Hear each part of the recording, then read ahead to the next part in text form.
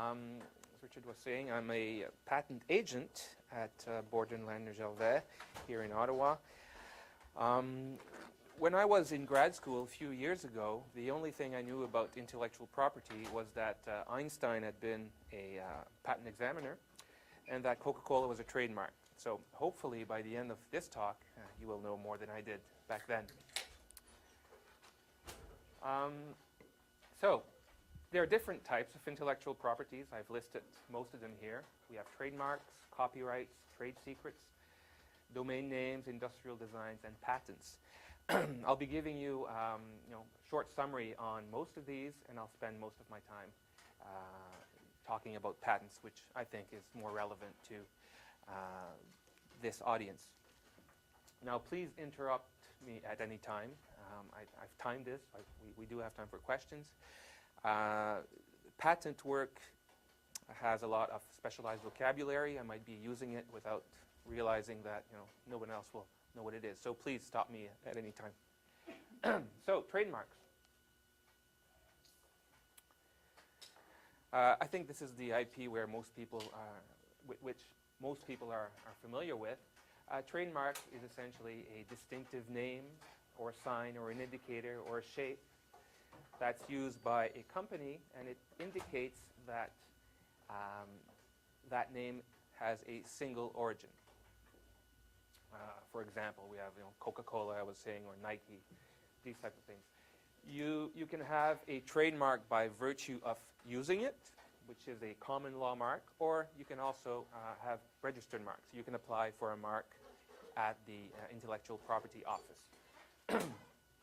In Canada, the term of a trademark is 15 years. It can be renewed, and we have a few examples to show.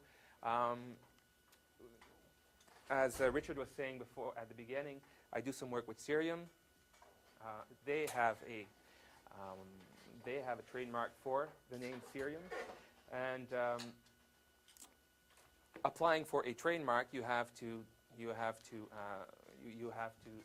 state what products or what wares you want your name to be associated with.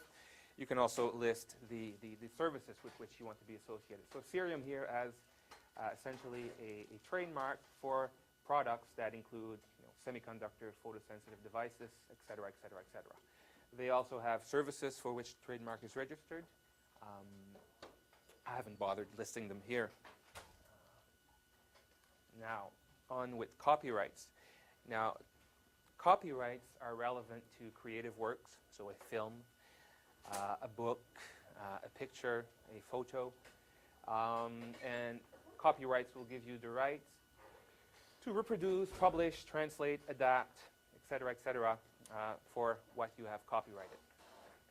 The term of a copyright is the life of its author plus 50 years, and you can also register trademarks. I went on the, you can also register copyrights.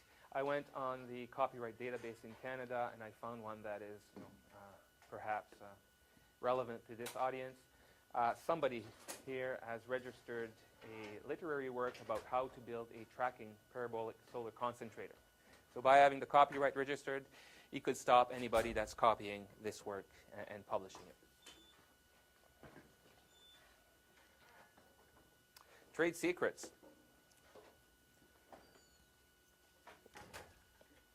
Now, a trade secret can be something, a formula, a practice, a process, a design, anything that is not known to the public, but that provides an advantage to your business. Famous example, it is the recipe for the syrup that makes that Coca-Cola uses to make its drink.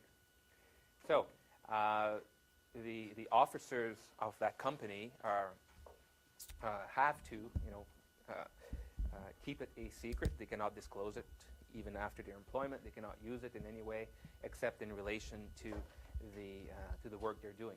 It has no term clearly. If it becomes public in some way, perhaps by reverse engineering, then anybody can use it. So trade secrets are quite valuable that way. In many ways, you will want to keep as a trade secret something that you cannot something that cannot be reverse engineered. The reason behind this is that if you have some type of trade secret in the product, and somebody can take your product, pick it apart, and discover what it is, then it becomes public and anyone can use it. Many common examples are where trade secrets can be used are in manufacturing processes, for example, where you have annealing steps or curing of an adhesive step that really give you an advantage, and you don't want your competitors to know about it. As a patent agent, I will sometimes meet clients and they will say, well, should I patent this? Should I not patent this? And my question is, well, can it be reverse engineered? If it can, then it might be a good idea to patent it. If it cannot, then you're better off keeping it a secret. Domain names, they can be valuable. Everybody knows Amazon.com. The only thing that I can say about this, they must be registered in good faith. If a company sees, if a new company comes on the market, you cannot go and simply, obtain domain names for every variation of that company's name if you have no intent, if you're not the owner of the company. So you have to be, you cannot hope to make a quick buck, doing that, trying to sell the rights back to the company. You have to do it in good faith. Industrial designs. Industrial designs apply to the appearance of an object, and they are meant to help you stop competitors from making exact copies of your product. So say you have an industrial design to a doll, the Cabbage Patch doll. I don't know if you were playing with them when you were kids. Anyway, by having an industrial design to that, you could prevent somebody who can, some other manufacturer from making exact copies of it. They have a 10-year term in Canada, 14 in the U.S. As examples, we have this one that's as it relates to photovoltaics. This applicant, CSI Cells, as an industrial design, which in the U.S. they're called design patents. They all start with the letter D up there. This applicant has obtained an industrial design to the face of a solar cell. So this is the type of face of a solar cell for which the applicant has protection. So this just seems to be a fancy grid line pattern on a photocell. So this applicant could prevent competitors from making exact copies of this.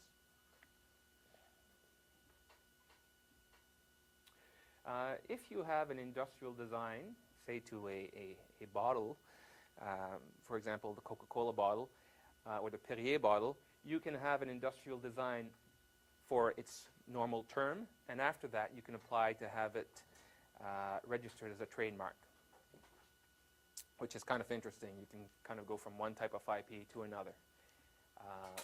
In this case, it's simply because the distinctive shape of the bottle or of the whatever other product can be clearly associated with the company. Now, I think we switch on to patent, and I have here a big warning. The warning is to be silent. If you have an idea and you think it might be patentable, the first thing not to do is to talk about it. Of course, you can talk about it to your supervisor or your colleagues, but do not do any of these things below. Okay, don't blog, don't post on YouTube, don't participate on online forums, because doing any of those things could eventually invalidate any patent that would be associated with your invention, or it could prevent you from applying for patents in most of the world. Now, what is a patent? Different ways of looking at it. Usually people come up with inventions when they are faced with a problem. So a patent, what is it? It's a solution to a problem. It's also an agreement between the applicant and the government. The agreement is, or the deal is, you teach the government how to make and use something that is useful in technology, and in return you get a 20-year monopoly on the invention. What goes on in a patent? What makes up a patent? Well, first of all, you have to describe in writing how to make and use the patent. You have to show figures or drawings of different embodiments or different examples of your invention. And you have to prepare claims, and the claims are the really important part. The claims define the monopoly of the invention. I will give you an example here. This is a cerium example, a patent that was granted in 2011. Title of the patent, solar cell with epitaxially grown quantum dot material. This is the front page. I will not show you the description. This is one of the figures where you have a 3-junction cell shown at the bottom, and at the top you have, I think it's the AM0 spectrum, with arrows indicating which part of the solar spectrum is absorbed by each of the subcells. So this is one of the figures, and this is claim 1. Now,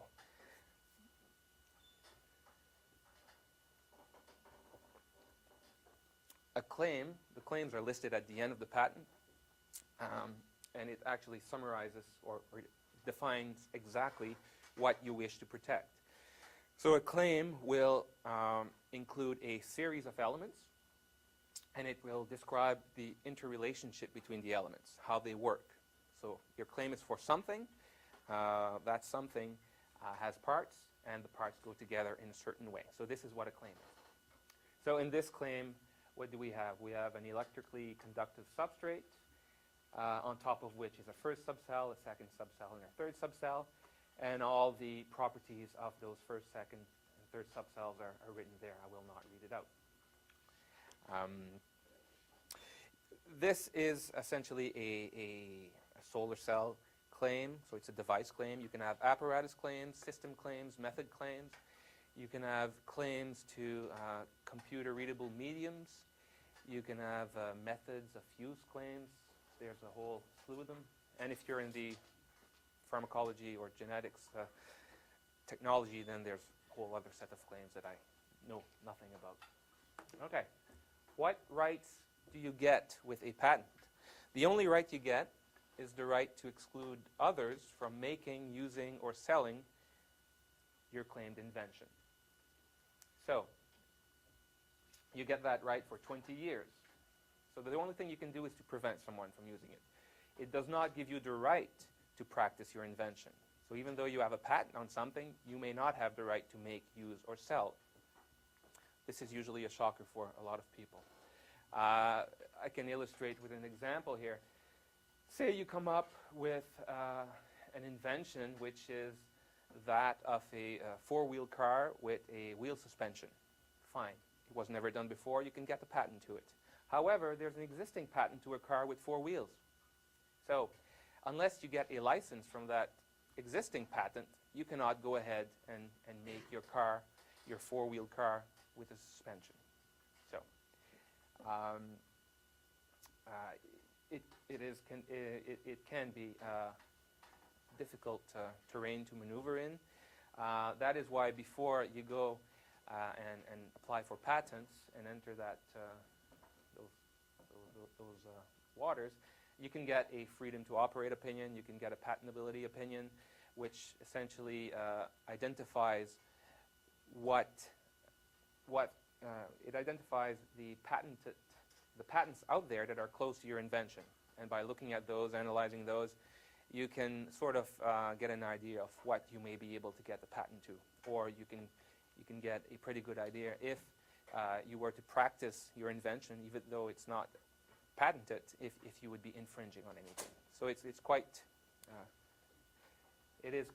important to consider.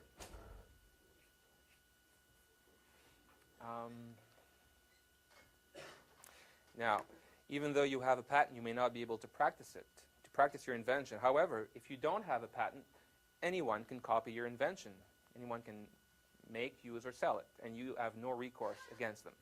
So unless you have patent protection, you can be put out of business by somebody who didn't invent it. so that's another warning. The benefits. Well, some of you hopefully will go on and start up companies or work in startups. The benefits of having a patent or a pending application is that it is easier to get attention from potential investors. Because if you go to get financing, you're trying to sell something. If you have a patent or a pending application, it shows that you are, that you have thought out, your company. It also brings you peace of mind when you disclose your invention, so you don't have to worry about people stealing your invention. That's a big one. A lot of people will simply not talk to investors or potential partners without having a patent on file or an application on file. If you're an established company, then you can use patents to prevent competitors from entering your field. You can generate revenues through licensing. You can build an arsenal in case of disputes. I don't know if you read the business news, but every year there seems to be a few articles on big company A suing big company B over patent infringement. Well, company B will usually countersue, saying that you're also infringing us, and it usually ends up costing them millions of dollars. So if you build an arsenal, you can, and a company comes after you, you can offer to cross-licensing, saying, I will let you use my patents if you let me use yours. Now, patents can also raise your company's profile among peers, especially if you have patents related to standards. And it certainly does add value to the company. Now, this is important in terms of exit strategy, where the company either goes public, or the company is sold, or amalgamated with another company, or taken over by another company. The more patents you have, the higher price you can sell your company. So these are all benefits. There are also challenges. The largest challenge is probably related to cost, especially for startup companies. I will talk about costs in greater detail as we go along. Another challenge is that there's no guarantee you will get a patent if you file an application. So you can spend tens of thousands of dollars and try to come to an agreement with a patent examiner, and still at the end you will not be able to get the patent. So that's a big risk. Question, please. At the beginning of such a procedure, normally there is a balance that people say yes, it's yours or not, so determination. It makes sense to Yes. go for a patent. Yes. So how high is the percentage of patents that really not pass? Well, let me answer this way. If you are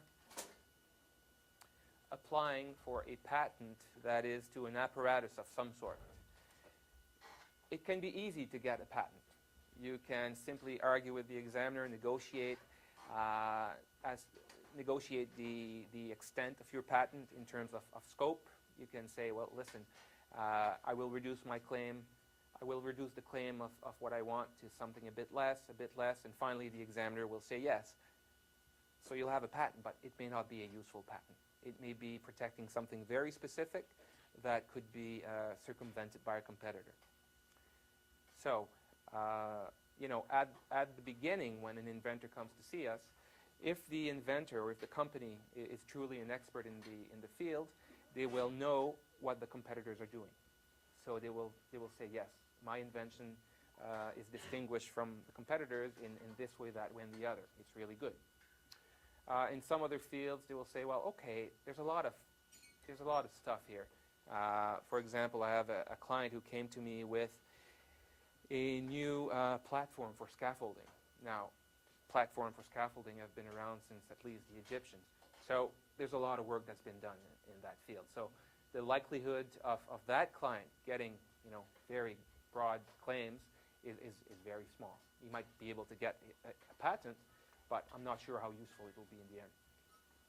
However, the general case where the client is not sure, we can do what is called a patentability opinion. So we will order a search from a search professional. To do that, we'll summarize the invention, pass it along to the searcher. The searcher will search worldwide databases. He will identify all patents that are relevant to what our invention is, and then I look at those and I talk with the client and say, listen, they're doing this, that, and the other. How does that affect you, and how does that change your plan? You still want to go ahead? You thought you had a patent this big, it may only be this big. Is that good enough? Okay. Now, there can be surprises. You can order your search, and nothing comes up. However, the examiner who will look at your patent will also conduct a search. He may come up with something different that knocks your application out, or that curtails its scope quite a bit. So those are the risks. So we have challenges. We have costs. We have no guarantee that we might have a patent. Another one is that the time period between filing and having a patent granted can be many years, 3, 4, 5, 6 years sometimes. So if you're there and you're really waiting for this patent to be granted in order to secure financing, the time can be very long. There's no. This will depend on the field of technology and on the number of examiners at the patent office that are specialized in that field. So in telecom for a while, it was quite hard to get an examiner to look at your patent within 3 years because they had a huge backlog. Please. How quickly would a patent in the solar industry take?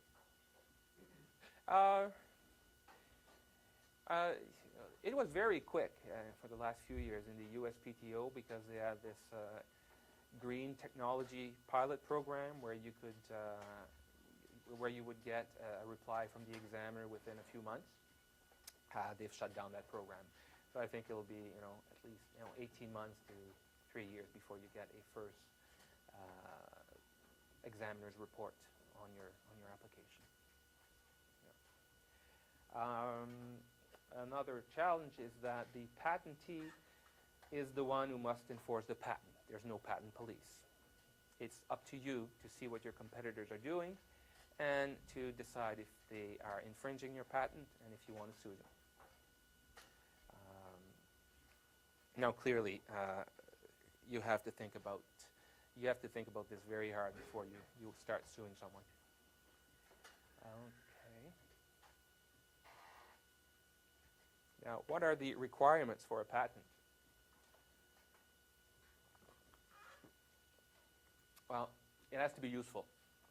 So in the sense of technology, something that is technologically useful, and that it has to do what your patent promises. Right? So if you're claiming something that doesn't work, well, you're not going to get a patent for it. It has to be novel. Novel means that it must not have been done before, anywhere in the world. In most countries, you have an absolute novelty requirement, which means that you must have your patent on file before any disclosure of your invention takes place. Right? In some countries, like Canada, US, Mexico, and Australia, you have a 1-year grace period between the moment you disclose your invention and the moment you file. So say I give a talk today, that regards a brilliant invention. I have up to May 18, 2013 to file an application to it in those countries. Another requirement is that it must be inventive. So a lot of what I do in a day is argue with examiners about what is inventive and what is not inventive. There's a lot of... oh, please, question? What you call the 1-year grace period? Is it the provisional patent? Or It can be... No, what I'm talking about here is a 1-year period between the public disclosure of your invention. So you give a maybe a presentation at a conference about this new solar cell.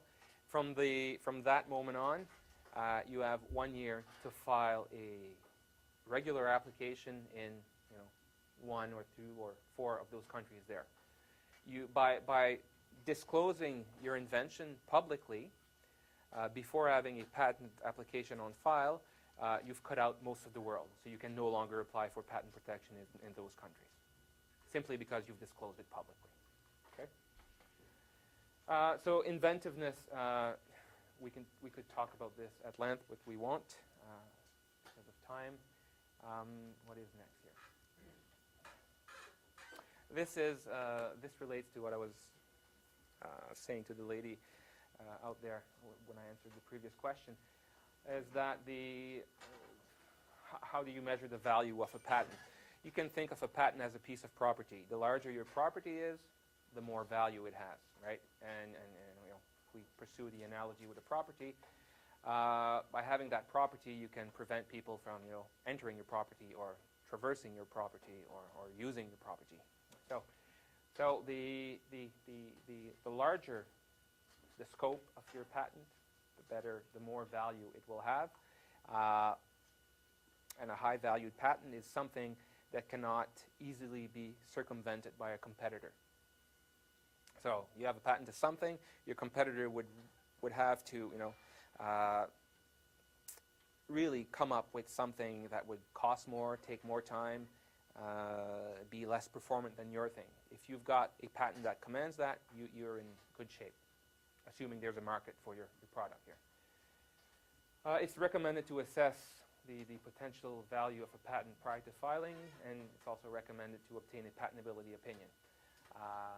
Again, to repeat myself, if the inventor is truly the world expert in the matter, then he will know what's out there, and you may not need all these opinions. If not, then it's recommended to do a search.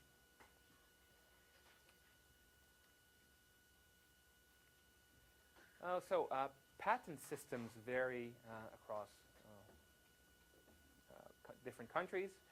First of all, if you wish to practice your invention in the States, Canada, and France, you need, and you want protection in those countries, you have to file an application in each of those countries. You cannot have what is called an international patent. You can have an international patent application, but that's not the same thing.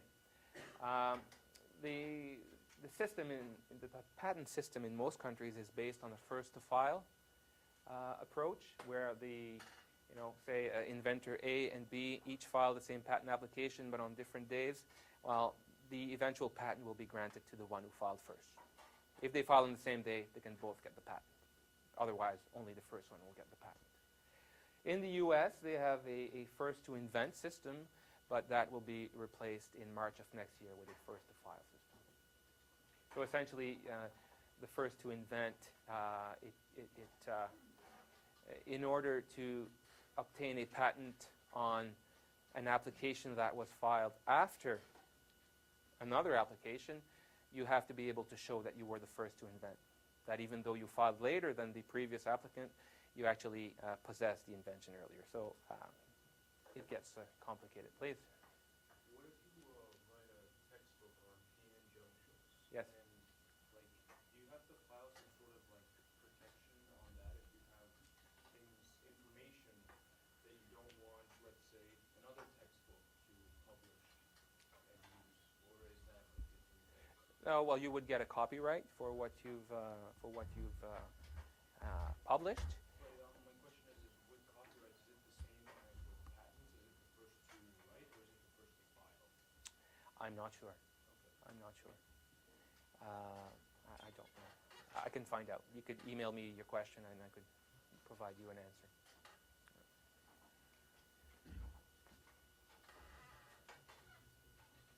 Now, this is an important topic, inventorship. So you're all graduate students. You've probably all published scientific papers. Probably anyone who was involved in your research, in the research that's presented in the paper, is listed as an author. And it's fine.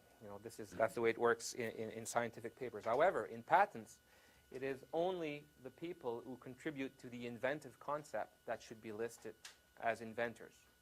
So your thesis director doesn't automatically make it as an inventor, right? If the only thing he has done is reviewed your material and say, well, this looks pretty good, then he's not an inventor.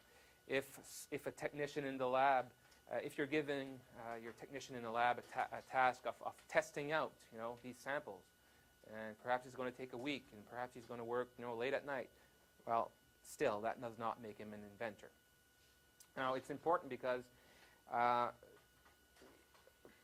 first of all, by law, you cannot be listed as an inventor if you did not contribute to the inventive concept.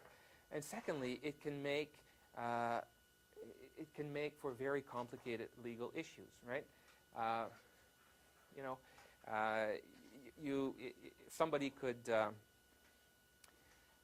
could try to invalidate your patent because he knows that somebody listed is not an inventor, right? So there are several cases in the law that treat of this, but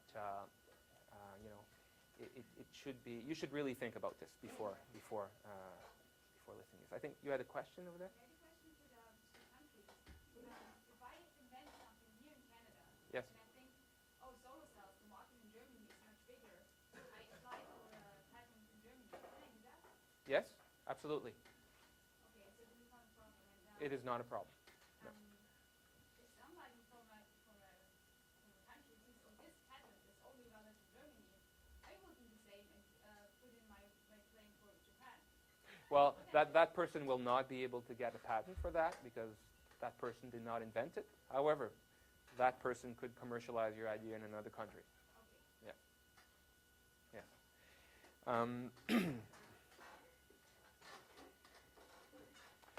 I'm going to talk here about the types of patent applications. I think a gentleman was asking me about a one-year grace period and its relation to provisional applications. Provisional patent applications are available in the U.S. and also in the U.K. They have to be formalized. Well, first let me tell you what they are. Usually a U.S. provisional is a description of what you have invented. So it describes how to make and use the invention. It usually has some drawings, and it usually doesn't have an exhaustive claim set. So essentially the basic idea is there. You don't have a lot of examples. You don't have time to write claims. So you just put together what you call a provisional application. You have it on file. This gives you 1 year to formalize the application. Now, the benefit of doing this is that, first of all, you get a filing date, which might be important to distinguish yourself from a competitor who will have a later filing date. And it's also, it can also be very useful. So say I have this pretty good idea today, but I haven't thought of all the details. I haven't thought of all the applications it might have. But I still, I know that my competitor is working on something similar, so I want to have something on file quickly. You can file the U.S. provisional application and think about formalizing it later. What will often happen, a client will call us up saying, I'm giving a talk in 2 days, and should I be filing a patent application on this? And the answer is yes. So we have to put these things together quickly, and on that short notice we can't prepare a full application, so we will file a provisional. There are also national filings, for example, Canadian filing, U.S. filing. You can have European filings, Asian, that type of thing. And you can have international patent applications. We'll talk a bit more about that later. I've mentioned some of these things already. So a U.S. application provisional will secure a filing date, needs to be formalized, allows time to further develop the invention. It can provide, leverage in attracting investors. You can be looking for money to prepare the formal application, or looking for money for other aspects of your developing business. And it can serve as a priority filing for filings in other countries. So a priority is you would file your U.S. provisional, and a year from now you can file an international patent application that will claim the benefit of priority of the provisional. So essentially it will give you the filing date of the provisional. Please. So if you file a provisional patent and then you publicly disclose it, is it still... That's okay. That's fine. For other countries as well? It's fine, yes. That's correct.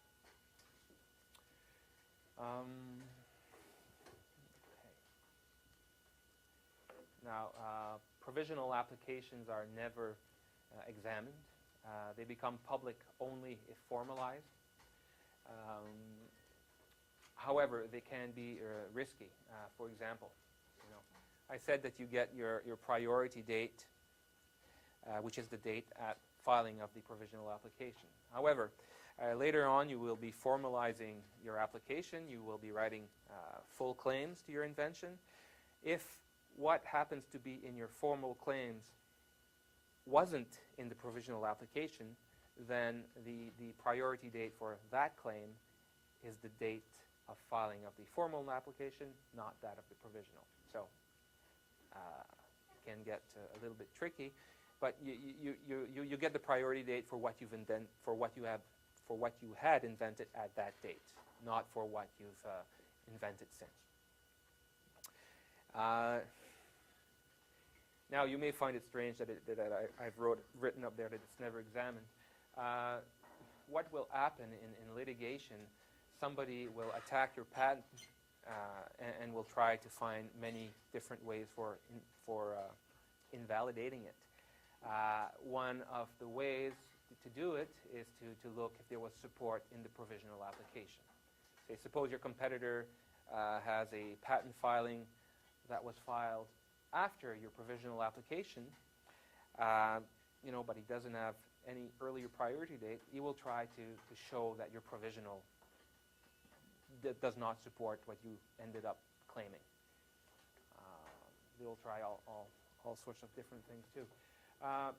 So that was my warning about provisional applications. They will only give you a priority date for what's in them. Please. So there are a lot of patent applications that you find online. Are those ones that were provisionals that are being formalized? You can find that out by you can find, for example, in the U.S., you can look at the USPTO, U.S. Patent and Trademark Office website. There is something on there called PAIR. It's an acronym. I forget what it stands for, but it allows you to look at the what we call the image file wrapper, which is essentially a copy of all the documents that relate to that application. And sometimes, if there is a claim, if there's a priority claim to a provisional application, the provisional application will appear there, and you will know. You just look at the priority claiming. If you ever have, this goes for all of you. If you ever have questions about patents, you can call me up or send me an email. I'll do my best to answer quickly and to illuminate you on the subject. Costs. U.S. provisional applications will generally cost you between $3,000 to $6,000. It can be less. Say somebody comes to me and has written something up himself and it's fairly clear, then the price is lower, simply because me, the agent, I will not have to spend a lot of time on it. If it's something more voluminous, then it can be more expensive. So what I call national applications, these are formal applications filed in countries of interest. So you could have a provisional in place and you decide that you want to conduct business only in Canada and the U.S. So within 1 year of the provisional, you formalize the application and file it in those two countries. Also, I mentioned the claiming priority. That can be done within 12 months of the prior application. Now, the last item there, I say deciding where to file and securing funds can be difficult. So if you have this great invention and you have a provisional application in place and you're thinking to yourself, well, this could really be good worldwide. I could, commercialize this in many, many countries. However, I don't have the money right now. Or, however, I'm not sure which countries to go in. So one way of helping you decide what to do, actually it's not this slide, it's the one after, is to file an international application. I can skip this slide. I'll give a summary of the cost later. So, if you have this great idea, great invention that needs to be filed in a formal application and you're not sure where to go, you can file what is called an international application. International applications are filed at the World Intellectual Property Office under the Patent Cooperation Treaty, the PCT. So essentially the PCT, the PCT states have all agreed that filing at that central location will give you a priority date in all of those countries. There's over 140 countries that are signatories to the Patent Cooperation Treaty. So potentially you could decide to file in all of them. Nobody does. And the great benefit of filing for an international application is once you have filed the application, you have 30 months to decide where to formalize the application. So 2.5 years, which is a good amount of time to do many things. For example, secure funding for your company. So. So I wrote there a means to defer decision on what countries in which to seek patent protection. One-stop shop, file over 140 countries, and it's even though it's more costly at the beginning, it buys you time. Jeff, please. Yeah. So am I to understand the international application is like a provisional patent, but it applies for the whole world? So if you were to make some kind of claims in it that were not substantiated, eventually when you do file, that it would be invalidated, that international? Is that the same kind of idea? It is. It is. Well, it's not a provisional application. It's a true formal application with a full disclosure, a full set of drawings, a full claim set. And at the end of that 30-month period, what you have to do is you have to actually file in individual countries at that time, right? But by 30 months down the road, you know where you have business interest in, so you'll know which countries to file in. And what you file is you cannot add anything to your. You can amend your application when you enter, but you cannot add any subject matter to it. You're stuck with what you had written in terms of subject matter. Right? You cannot claim something that wasn't supported by the original international application.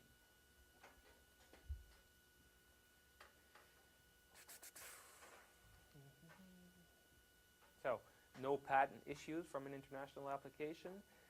It is a high initial cost of about $5,500. That number includes usually the patent agent fees and the government fees, so the filing fees, the examination fees, and all that. Clearly, it's not cost effective if you're going to file only in 1 or 2 countries at the end of your 30-month period. And this is a world map. Countries in blue are members of the Patent Cooperation Treaty. There's one notable, this is a listing of the countries as of April 1. There's one notable exception, which has a high-tech market, and it is that of Taiwan. Apparently, there's a disagreement between the People's Republic of China and Taiwan, and somehow Taiwan did not make it on the list of PCT countries. So if you want to file in Taiwan, you have to do extra gymnastics to file there. However, it is possible.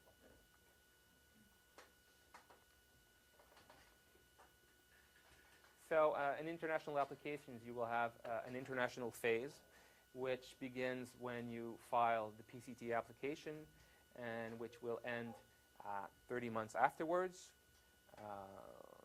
unless you are claiming priority from another application. But anyway, you have 30 months from essentially the filing of the priority application. So say you file an application, a U.S. provisional application today, and you file a PCT application a year from now, you will have 30 months from today to formalize or to enter your international application into national phase in all those countries that you will eventually seek patent protection.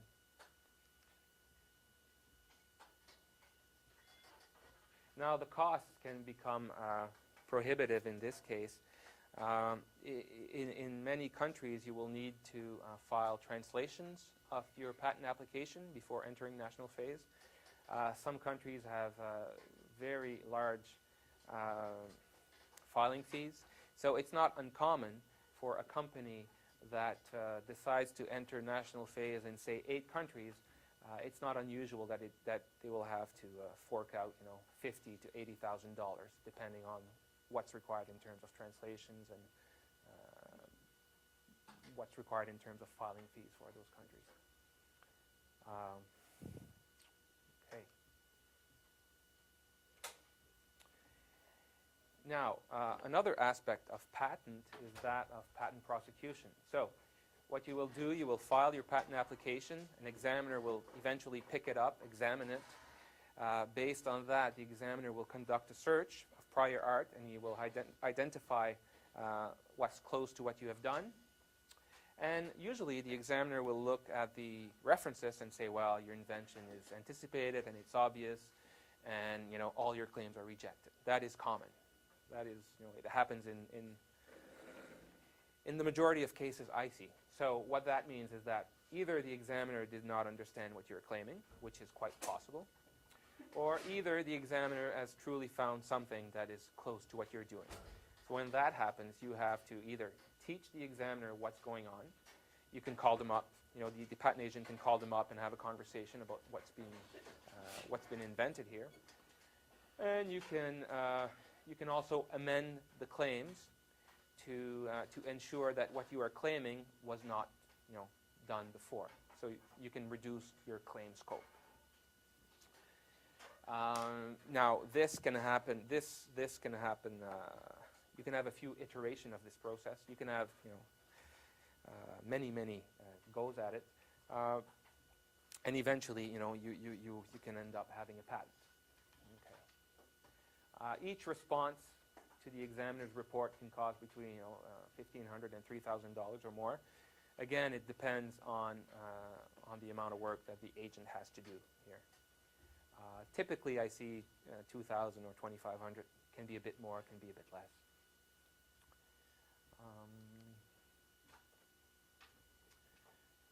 Just to go back to prosecution, even though an international application will not result in an international patent, what you do get with the international application is a written opinion. So an examiner does look at it, and he does assess whether it's inventive, whether it's novel, whether it has industrial applicability. And he sends you the report, which is usually a pretty good indicator of any hope you may have. So that helps you decide if you want to go and formalize this in many countries, at the 30-month deadline. What's the time frame for that coming up? That's 18 months. So if you file an international application, you will get a written opinion at about 18 months after the priority date. So if you file 1 year after your provisional, you'll get your report, your written opinion within 6 months.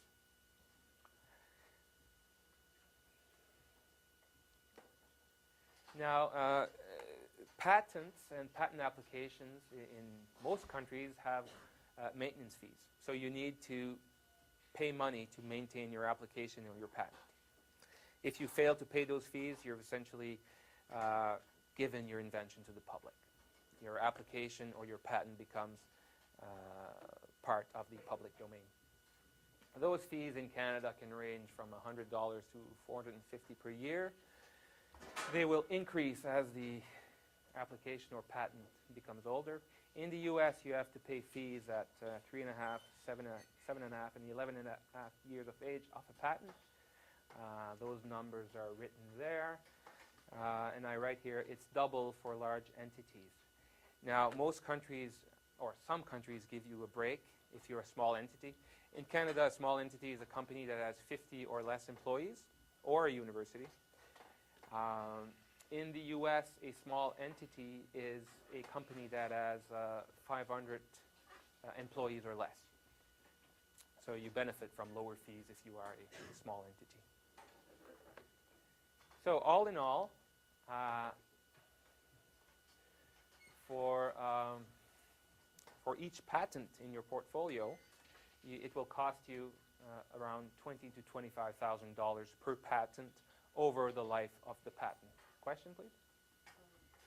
The years you have to use for the radio, is it 4.5, 11.5 years? Okay. In the U.S., yes? Yeah, how is it 10 years normally you so in the earlier life, like 20 years normally the patent you get. Yes. So is it not like after 20 years to renew it? No, it's not renewable. The deal with the government is that you teach the public how to make and use your invention, and for that you get a 20-year monopoly. Patents are not renewable. That's a good question. So after 20 years, the public can use it. But for a lot of inventions, after 20 years, the new technology has come along, and your brilliant patent of 20 years ago is now obsolete in many ways. And preferably, it's been made obsolete by more of your inventions. So per patent, it's about $20,000 to $25,000 over the lifetime of a patent. Question, please? So if you're working with a company and you have a patent through the company, what happens if the company shuts down?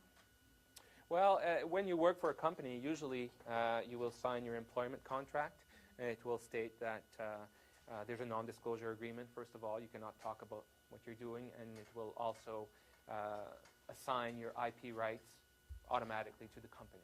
That is. When it shuts down and you don't pay the fees, can you pay the fees yourself? No, I don't believe you can. Well, even if you paid the fees yourself, you would not have the right to the invention, right? So it's just out in the public? It's out in the public, yes. Yep.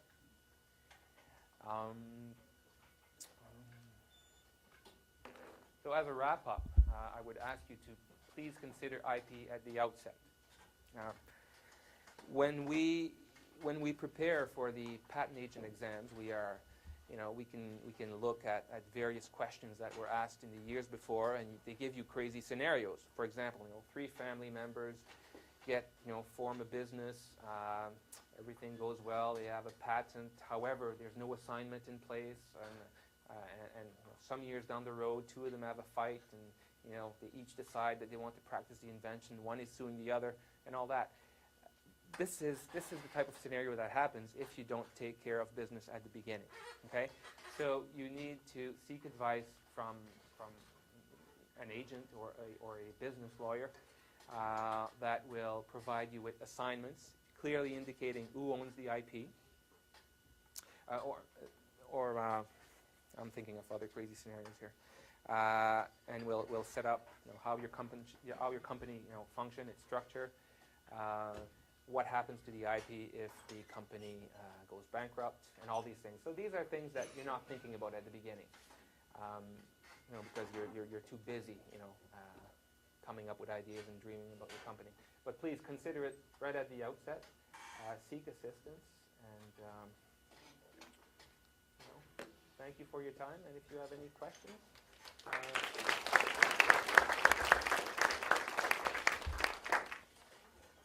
Please. So, this is regarding how exact patent language must be. Like, I think of an example of like Apple patenting rectangle and blocking every information on a phone that's a rectangle. Yeah. Like, it seems in my mind you don't have to be that exact, but then there's other examples where people are very exact. And it's like, do any guidelines to that? Well, don't write the claims to your invention yourself. Yeah. That's the number one advice. Unless you become a patent agent, don't do it, because it's really a specialized language where every word and every comma and where every character means something. So you have to be careful. Now, your question, if I understand it right, you're talking about an Apple patent where there's a rectangular phone. I'm not aware of that one, Yeah. but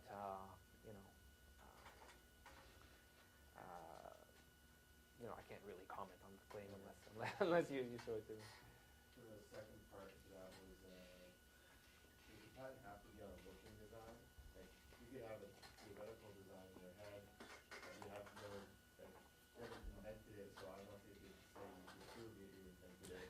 it has to be reduced to practice.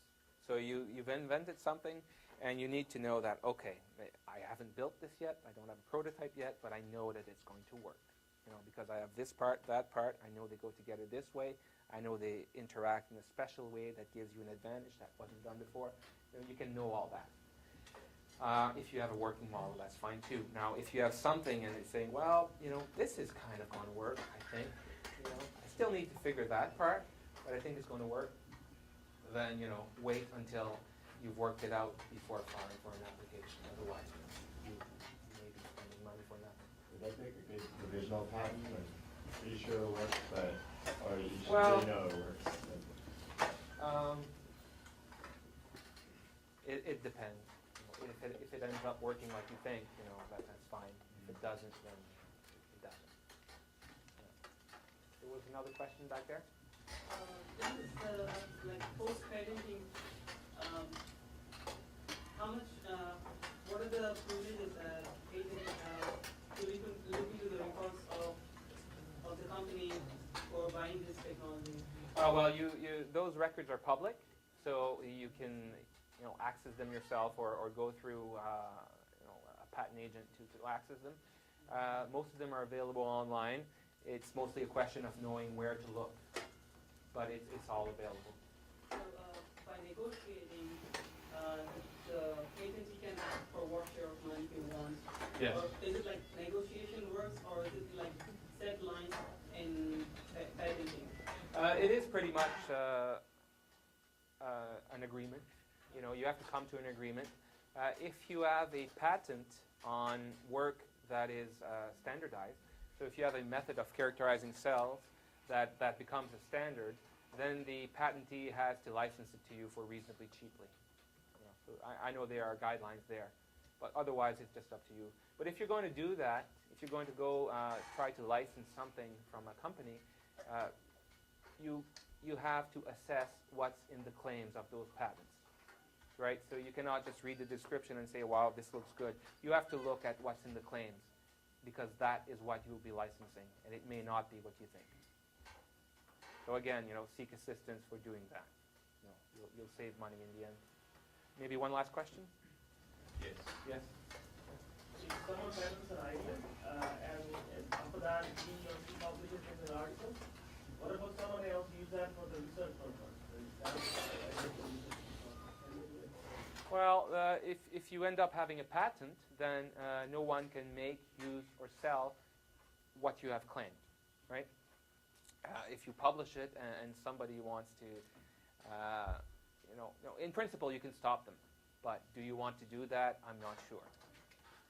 Right? If they're doing it for research, if they want to collaborate with you, why not? Or perhaps why?